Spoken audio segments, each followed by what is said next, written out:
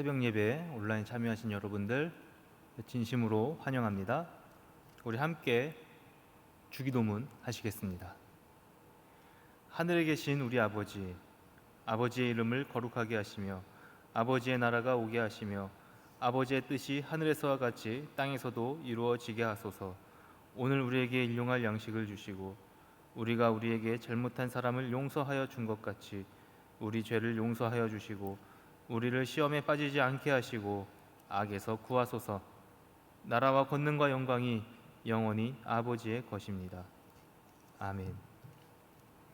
찬송가 382장 함께 찬송합니다. 찬송가 382장. 너 근심 걱정 말아라. 주 너를 지키리. 주 날개 밑에 거하라.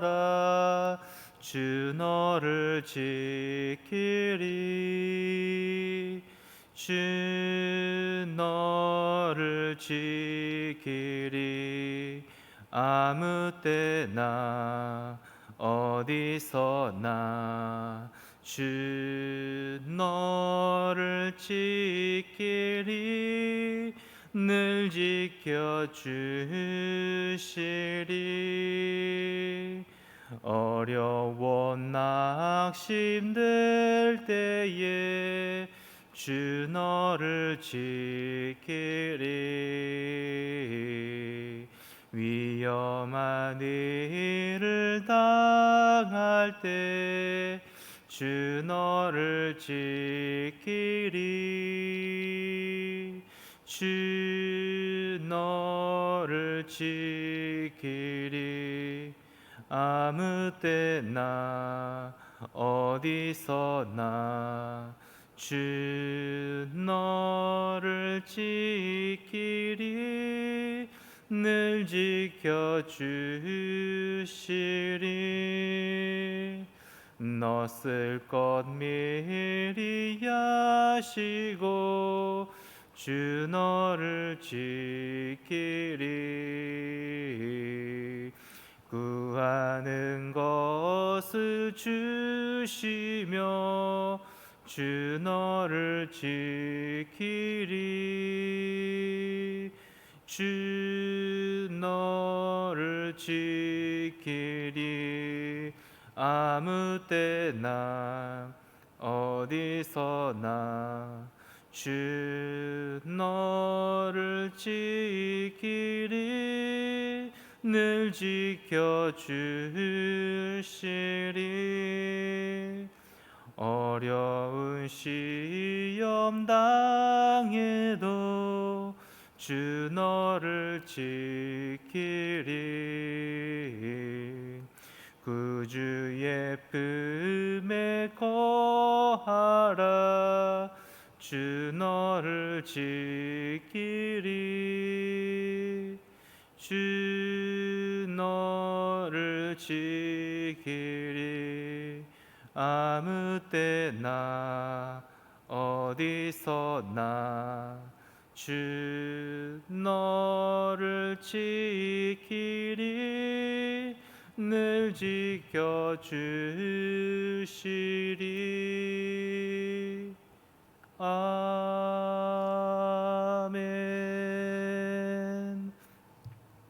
출애굽기 11장 5절에서 6절을 살펴보겠습니다. 출애굽기 11장 5절에서 6절 말씀을 제가 봉독합니다. 애굽 땅에 있는 모든 처음 난 것은 왕위에 앉아 있는 바로의 장자로부터 맷돌 뒤에 있는 몸종의 장자와 모든 가축의 처음 난 것까지 죽으리니 애굽 온 땅에 전무후무한 큰 부르짖음이 있으리라. 아멘.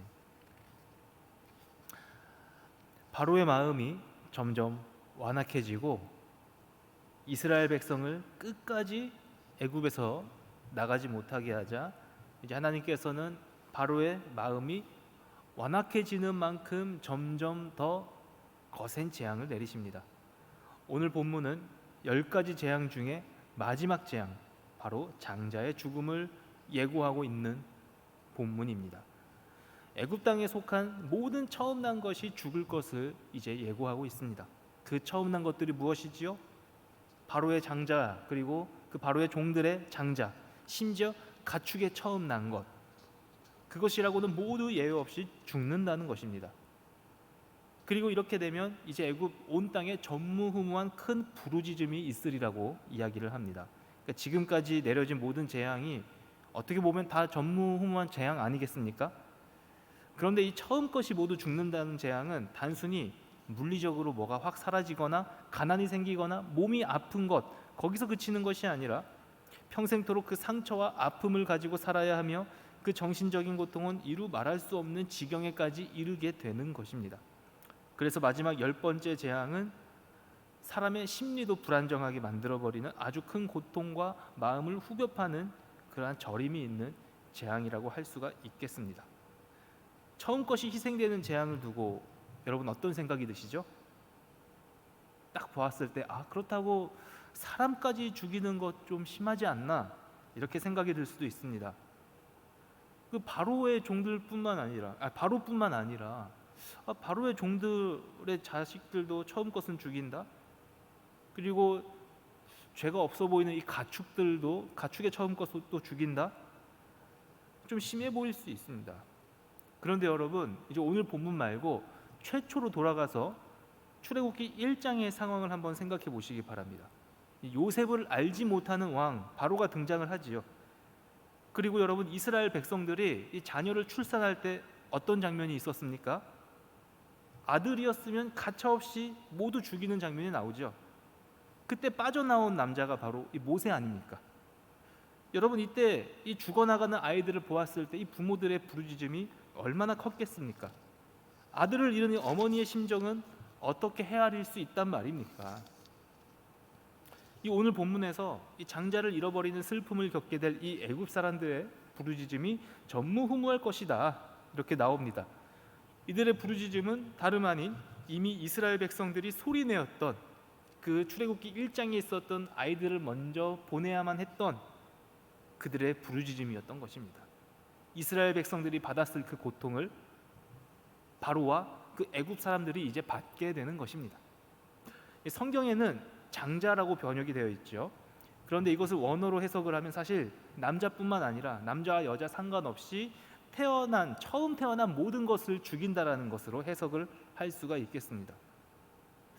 이스라엘의 고통과 비교를 해보았을 때 한 가지 더 살펴볼 수 있는 것은 애굽에 있어서는 이 가축의 처음 것까지 모두 죽여버리는 반면에 이스라엘에게 있어서는 이제 이 이후의 본문에 나오겠지만 이 개 한 마리도 그 혀조차 움직이지 아니하는 은혜를 내려주신다는 것이죠. 그러니까 이것으로 보아서 이스라엘은 장자는 물론이요 생명에 있어서는 그 어떠한 재앙을 받지 아니한다라는 것을 이야기합니다. 고통받는 이스라엘의 백성들의 마음을 하나님께서 아셨고 그들을 대신해서 그들의 힘으로는 도저히 감당할 수 없는 애굽을 드디어 심판을 해주시는 겁니다. 그리고 이제 이 10번째 재앙을 통해서 이제부터 이스라엘과 애굽의 전세가 역전이 됩니다. 이 10번째 재앙과 함께 이스라엘은 애굽의 소나기에서 벗어나게 됩니다.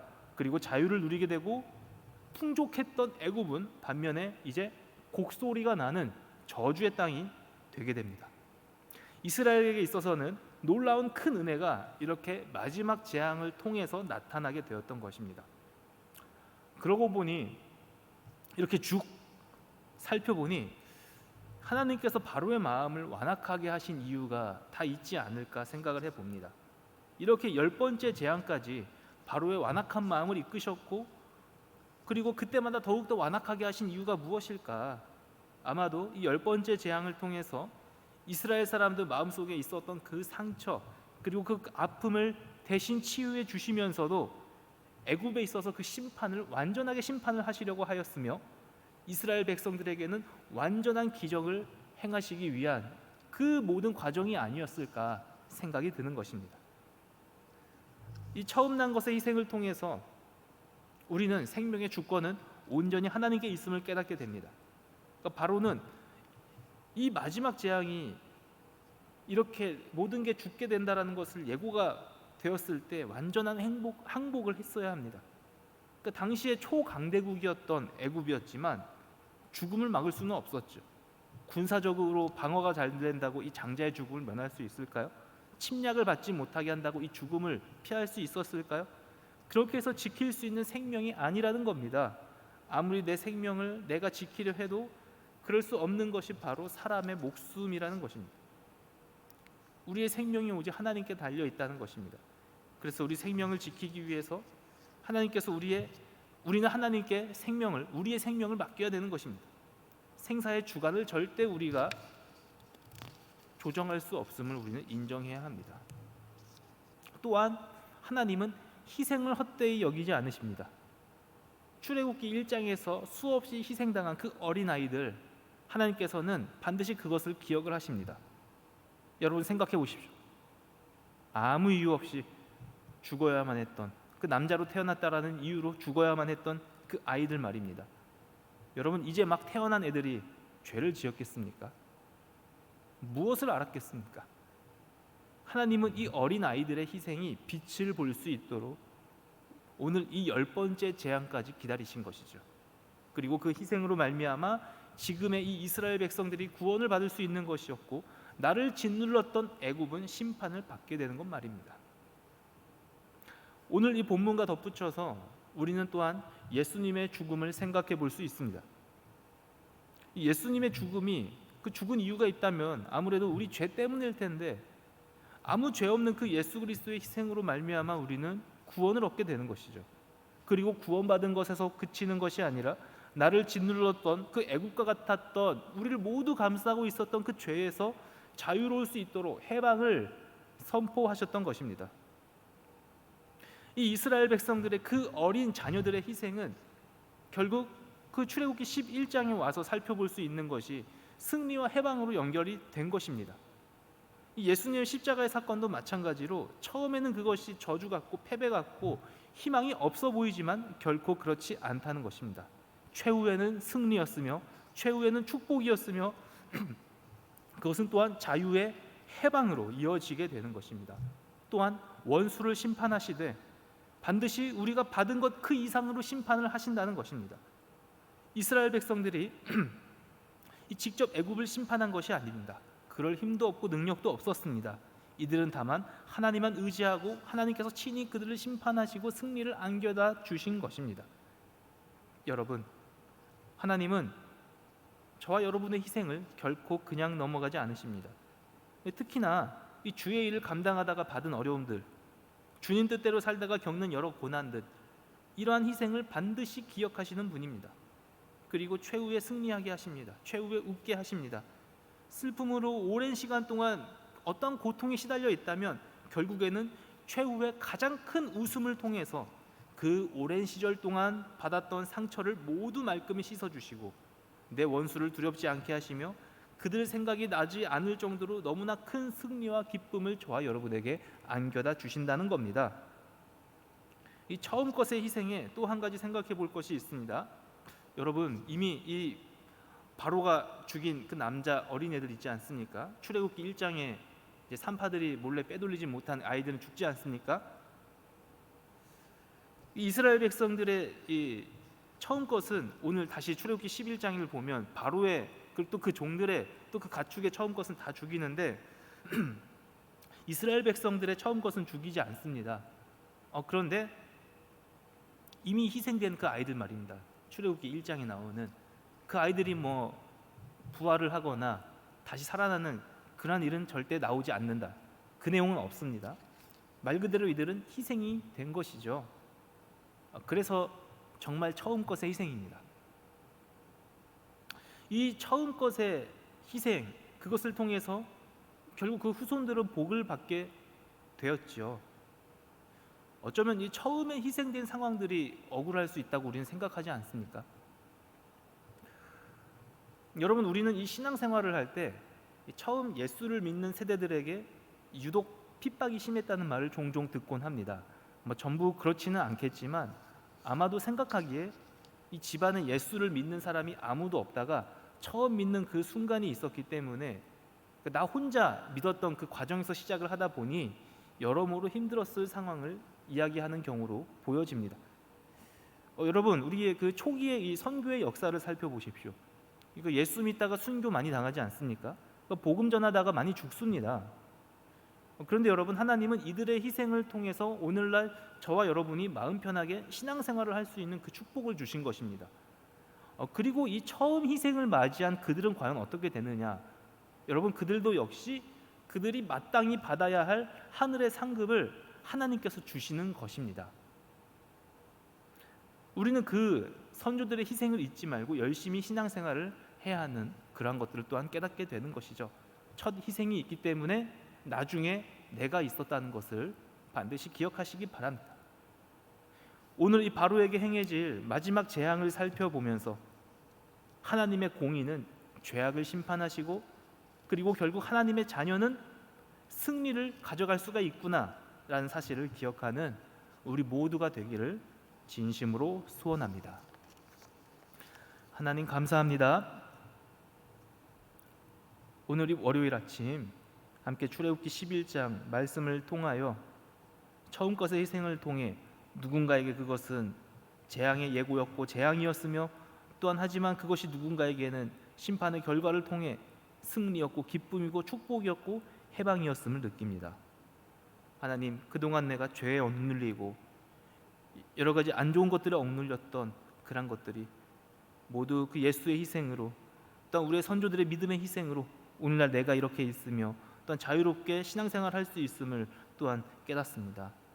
하나님, 그 처음 것의 희생이 헛되지 않도록, 또한 처음 것의 희생을 통해 오늘 내가 있음을 기억하며, 또한 오늘도 역시 우리가 해 나아가며, 또한 나의 처음 것의 희생이 무엇일지 과연 생각을 하며 우리 후손들에게 또 귀한 신앙의 유산을 어떻게 물려줄지 고민하며 실천하는 우리 모두가 되게 하여 주시옵소서.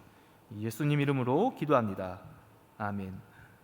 이제는 길과 진리와 생명 되신 예수 그리스도의 은혜와 그 아들을 보내신 그 크신 하나님의 사랑과 우리 연약함을 도우시는 성령의 교통하심이 처음 것의 희생을 통해 진정한 희생의 의미가 무엇인지, 또한 그것을 통해 다시 보상해 주실 하나님의 은혜가 무엇인지 깨닫는 이 자리에 예배에 참여한 모든 성도들 가운데 이제부터 영원토록 함께 하시기를 간절히 축원하옵나이다.